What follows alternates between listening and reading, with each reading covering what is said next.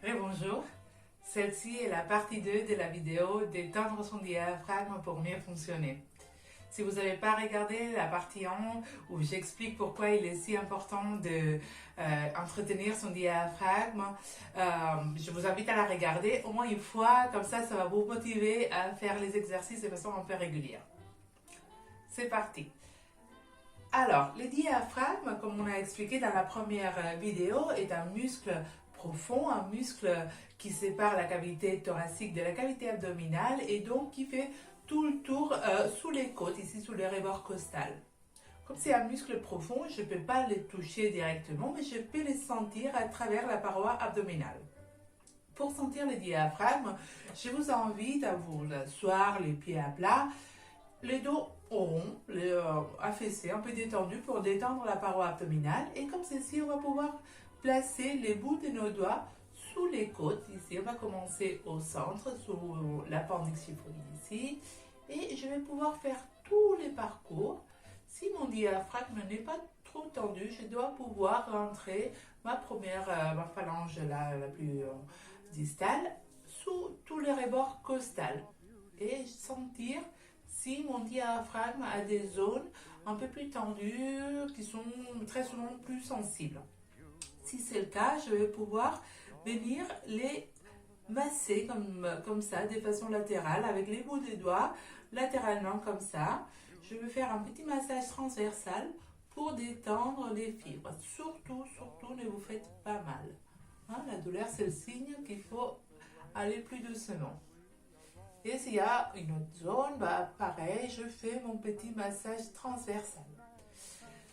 Le diaphragme, il va se continuer derrière, jusqu'à la colonne vertébrale. Après, il va descendre vers la colonne lombaire avec les piliers diaphragmatiques. Mais dans la partie arrière, il est beaucoup plus difficile de les palper. Alors, on va centrer la partie avant pour bien détendre les diaphragmes.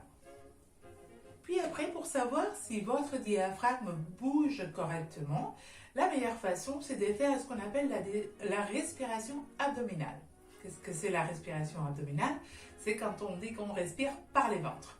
C'est pas qu'on respire par les ventres, évidemment, parce qu'on respire toujours par nos poumons, mais on dit qu'on respire par les ventres parce qu'avec la respiration abdominale, on va sentir notre ventre s'est gonflé à l'inspiration et s'est dégonflé à l'expiration. Je vais vous montrer, on peut faire ça assis, mais c'est peut-être plus évident si on est debout. On va laisser les genoux un peu débloqués, un peu mous, et vous allez placer une main sur votre ventre au niveau du nombril et l'autre main au niveau des lombaires. Je vais mettre sur les côtés pour que vous voyez. Et la respiration abdominale va faire gonfler le ventre lors de l'inspiration. Je vais inspirer et souffler, expirer. Et vous voyez, ça doit bien bouger non seulement les ventres, mais aussi les dos. Ça doit bouger devant, derrière. Si on a une bonne mobilité de toutes les fibres diaphragmatiques, on va pouvoir avoir un parcours qui est assez important. Je vais sentir un déplacement d'environ 5 cm, 4 ou 5 cm devant et 2 ou 3 derrière. Vraiment, c'est un mouvement qui est important. Et si vous n'arrivez pas bien à sentir ces mouvements, c'est peut-être il vous faut un peu plus d'entraînement, surtout pour sentir la partie arrière, faire bouger aussi la partie arrière. Mais c'est souvent si on n'y arrive pas parce que le diaphragme est un peu bloqué. Comme je vous ai expliqué dans ma vidéo sur la méthode Neuromaté, le diaphragme est un muscle qui souvent se bloque suite à des chocs émotionnels. Il peut être bloqué pour d'autres raisons, mais c'est très souvent, c'est un muscle qui a beaucoup de relations avec les côtés émotionnels. Alors, on a presque tous un diaphragme qui a été un peu bloqué, qui est un peu moins mobile, et c'est ça qui empêche de faire un gros mouvement. Quand on va faire la respiration abdominale, le diaphragme ne pourra pas bien s'étirer, donc ne pourra pas bien descendre, et on n'aura pas tous ces déplacements. Voilà, alors si c'est le cas, c'est les exercices que je vais vous proposer justement sont pour étirer un peu les fibres diaphragmatiques pour assouplir les diaphragmes. Avant ça, je vais parler des personnes qui n'arrivent pas du tout à sentir ces mouvements et qui font ce qu'on appelle une respiration paradoxale. C'est des personnes qui vont gonfler son ventre lors de l'expiration. Quand vous expirez, vous sentez que votre ventre se gonfle. Si c'est votre cas, je vous invite à d'avoir un petit exercice pour retrouver la bonne physiologie. Parce que la bonne physiologie du diaphragme dit que le ventre doit se gonfler à l'inspiration et non à l'inverse.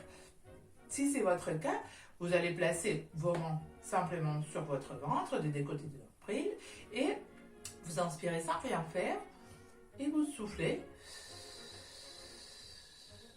Et on ne fait rien. Et quand on souffle, on fait rentrer le ventre. Et à l'inspiration, le ventre n'a pas d'autre choix que de se gonfler. Et on fait ça une bonne dizaine de fois pour bien expliquer au cerveau que celle-ci est la physiologie respiratoire normale. Et il faut faire ça plusieurs jours parce que ça fait longtemps que vous respirez de façon non physiologique et il faut réentraîner une façon physiologique de respirer. Maintenant, pour tous les autres qui ont bien senti les ventres s'est gonflé lors de l'inspiration, mais avec un mouvement qui était un peu petit, on va essayer justement d'élastifier notre diaphragme. C'est le but de cette vidéo. On va commencer avec un exercice de yoga que je cite beaucoup parce qu'il produit un étirement conséquent du diaphragme puisqu'on fait une respiration prolongée, une inspiration prolongée qui va obliger le diaphragme à descendre au maximum lors de l'inspiration. Mais en même temps, avec nos mains, on va élastifier, on va masser toute la cage thoracique de façon à élastifier les muscles intercostaux, voilà, toute la zone des côtes. Et ça va nous permettre après de mieux pouvoir étirer le diaphragme. On va placer maintenant nos doigts au niveau de la cage thoracique. Cette fois, c'est le côté dur ici, c'est pas la partie moelle ici, c'est vraiment sur les côtes basses. Et les doigts, ils vont venir, les pouces ils vont rester derrière, les doigts vont venir devant, le plus en avant possible. Et je vais inspirer sans rien faire, pareil. Et quand je souffle, je vais accompagner mes côtes pour bien fermer ma cage thoracique. Je vais laisser mon dos s'affaisser, s'arrondir et je ferme.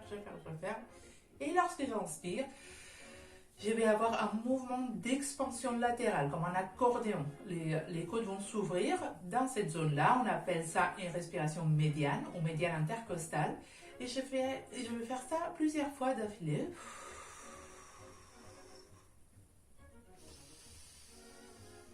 Pour bien assouplir toute ma cage thoracique. Et je serre au maximum. Je fais ça 8-10 fois. Ceci pendant quelques jours pareil pour bien élastifier la cage thoracique. Une fois la cage thoracique est déjà un peu plus souple, on va pouvoir étirer les différentes fibres du diaphragme. On va commencer par la partie antérieure, les fibres antérieures, celles qui sont sous les côtes antérieures ici.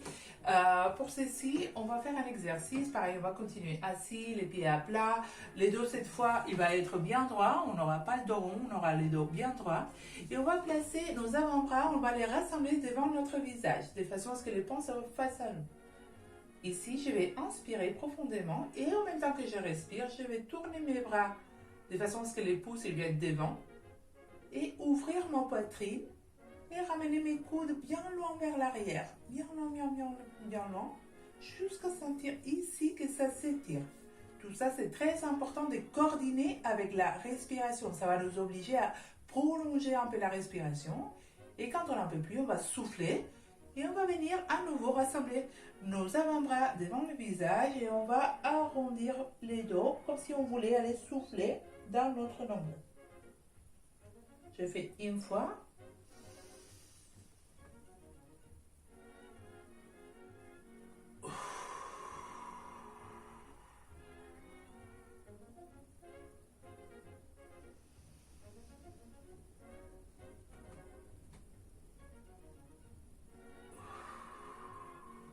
Je vais mettre sur les côtés.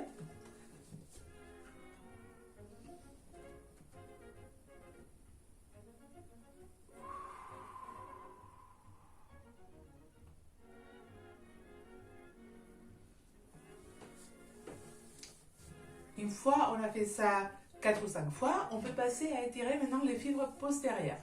les fibres postérieures vont difficilement s'étirer si elles peuvent plutôt s'étirer devant. Alors ce qu'on va faire, c'est qu'on va bloquer toute la partie intérieure pour obliger les fibres postérieures à se bloquer. Je vais croiser mes bras comme ça, de façon à mettre chaque dent sous le selle opposé. Je laisse les pouces devant. Et ici, pareil, je vais me mettre sur les côtés. Et ici, je vais arrondir mon dos et me pencher en avant. Comme ça, je bloque ma cage thoracique et ma cavité abdominale. Et ici, je vais respirer. Et en fait, je n'ai rien à faire. J'ai juste à respirer profondément. Et là, ça va être mon dos qui va bouger. Je respire.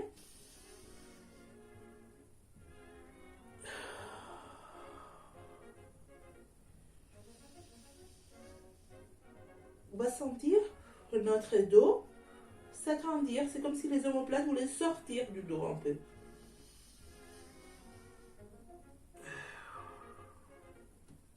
Pareil, on fait ça 4 ou 5 fois. Et après, on va passer à étirer les fibres latérales. Je vous propose plutôt de le faire en position debout. On peut faire assis aussi, mais je pense qu'on sent mieux si on est debout. Ici, simplement, je vais croiser les jambes. Je vais passer pour étirer le côté gauche. On va passer la jambe gauche devant la jambe droite. Je vais placer ma main gauche derrière ma tête et je vais me pencher à droite. Ici, bien incliné, avec ma main droite, je vais pouvoir sentir toute la zone entre les selles et les côtes. C'est elle qui va s'ouvrir, s'étirer. Je vais placer mes mains dans cette zone pour bien sentir que c'est là que l'air doit se diriger. Ici, je vais inspirer profondément. Et je vais laisser les bras, les thorax bouger librement. Je ne bloque pas comme ça, hein. Je laisse les mouvements se faire naturellement. Et je sens que tout s'étire ici. C'est pour que les côtes bougent ici à niveau latéral. Ça veut dire que les fibres latérales du diaphragme, elles ont descendu, elles ont fait tout son parcours, donc se sont étirées. Je fais la même chose de l'autre côté. Maintenant, c'est la jambe droite qui va passer devant la jambe gauche. Ma main derrière ma tête. Je vais me pencher à gauche. Pour bien sentir l'ouverture ici. Je peux, avec ma main, laisser la main ici pour sentir que c'est ici que l'air doit se diriger. Et ici, je vais faire pareil. Je vais inspirer profondément. Si on veut sentir vraiment les mouvements ici, il est important de rentrer cette fois un peu le ventre lors de l'inspiration pour que ça ne se passe pas au niveau du ventre et que ça se passe au niveau des côtes, hein, avec ce qu'on appelle les respirations médiane intercostale. Du coup, on va inspirer, mais on va essayer de ne pas laisser le ventre se remplir. On va retenir un peu le ventre vers l'intérieur. Et c'est là qu'on va sentir que c'est cette partie-là qui va bouger, qui va se gonfler. Et voilà, on a étiré les 4 parties du diaphragme, la partie intérieure, postérieure et des parties latérales. Et notre diaphragme est maintenant bien plus souple et bien plus élastique pour pouvoir faire tout son parcours lors de la respiration. J'espère qu'avec ces exercices, vous allez pouvoir retrouver votre meilleur état des formes. Si vous avez des commentaires, j'espère que vous pouvez me les laisser ou des questions ici en commentaire.